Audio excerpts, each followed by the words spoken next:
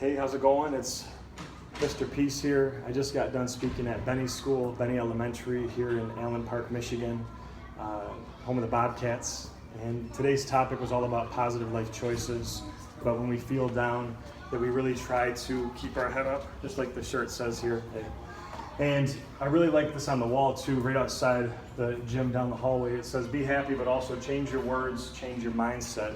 And a big focus today was whether you think you can or think you can't, you're right. And that's what Henry Ford had said.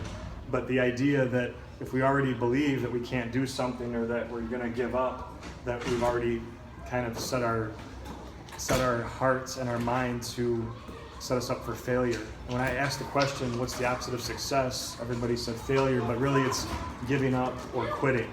So as long as we give our best effort, as long as we can truly do our best and then rest, that's kind of what this talk is all about.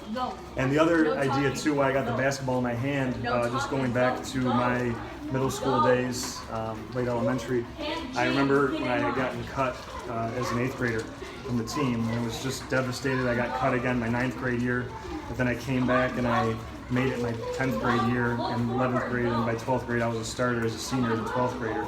So the whole idea, the whole idea behind it though is that we keep focusing on the positive, and we keep, like the shirt says, keep our head up even when we feel down, and we never ever give up. We just have our effort. We're responsible for the effort. If we give it our best, that we'll probably get the outcome and the results that we want.